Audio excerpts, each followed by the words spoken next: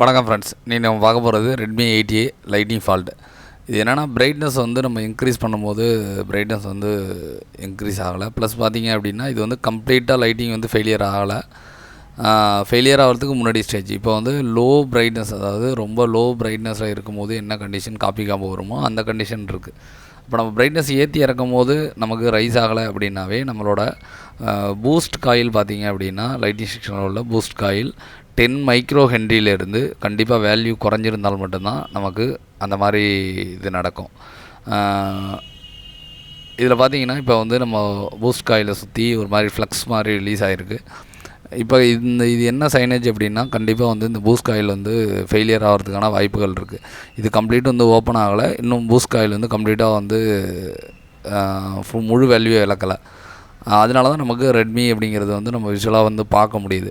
இப்போ இந்த காயில் வந்து நான் வந்து எல்சிஆர் மீட்டரில் செக் பண்ணி காமிக்கிறேன். காயிலோட ஹென்ரி வேல்யூ செக் பண்ணோம் அப்படின்னா உங்களுக்கு எல்சிஆர் மீட்டர் இருந்தால் மட்டும்தான் உங்களால் ஹென்ரி வேல்யூ வந்து செக் பண்ண முடியும், இல்லைன்னா செக் பண்ண முடியாது. ஆல்ரெடி 8A பற்றி இன்னொரு வீடியோ போட்டிருக்கேன், அதில் இன்னும் டீப்பாக வந்து எக்ஸ்பிளைன் பண்ணியிருப்பேன்.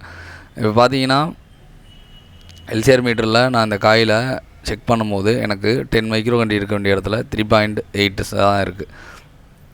அப்போ எனக்கு 10 மைக்ரோ கண்டி இருக்கிற ஒரு காயில் தேவைப்படுது. அப்போ வேறு ஒரு லைட்டிங் செக்ஷனில் நம்ம எடுத்து வச்சுக்கலாம். அப்போ லைட்டிங் செக்ஷனில் 2 விதமான காயில் பயன்படுத்துகிறாங்க. 4.7 பயன்படுத்துகிறாங்க, 10 மைக்ரோ கண்டியும் பயன்படுத்துகிறாங்க. இப்போ நான் வச்சுருக்க போர்டு பார்த்திங்கன்னா Note 8 Pro ரெட்மியில்.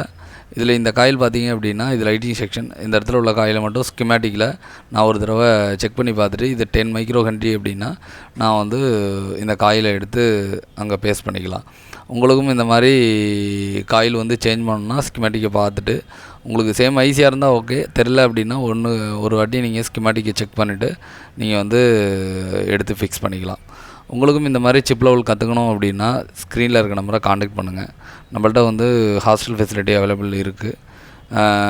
நீங்கள் ஃபுல் டே வந்தீங்க அப்படின்னா 1 மந்தில் நீங்கள் கம்ப்ளீட்டாக வந்து கற்றுக்க முடியும். இப்போ பார்த்தீங்கன்னா நம்ம எடுத்த காயில் வந்து செக் பண்ணும்போது 9.4 மைக்ரோ கண்டி இருக்குது, ஆல்மோஸ்ட் 10 இருக்குது. இப்போ இந்த மைக்ரோ கண்டி காயில் தான் நம்ம வந்து இங்கே ஃபிக்ஸ் பண்ண போகிறோம். நம்ம யூடியூப் சேனல்லையும் பார்த்தீங்க அப்படின்னா தொடர்ந்து இந்த மாதிரி சிப் லெவல் வீடியோஸ் வந்து நிறையா வந்து போஸ்ட் பண்ணிக்கிட்டு இருக்கோம். நீங்கள் இதை பார்க்குறது மூலமாக உங்களோட ஆல்ரெடி நீங்கள் வந்து சிப் லெவல் பண்ணுவீங்கன்னா உங்கள் ஸ்கில்லை வந்து நல்லாவே இம்ப்ரூவ் பண்ணிக்க முடியும். இதில் வந்து நம்ம வந்து சாஃப்ட்வேருக்குன்னு டெடிக்கேட்டடாக ஒரு கோர்ஸும் வந்து நம்ம போட்டிருக்கோம்.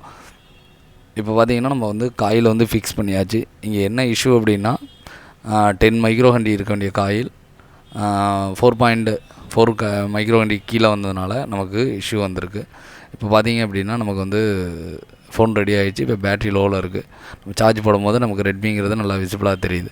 இந்த மாதிரி இன்ஃபர்மேட்டிவ் வீடியோஸ்க்கு நம்ம சேனலை வந்து மறக்காமல் சப்ஸ்கிரைப் பண்ணிக்கங்க. நம்ம சேனலில் பார்த்திங்கன்னா தொடர்ந்து வீடியோஸ் அப்டேட் ஆகிருக்கும். Thanks friends.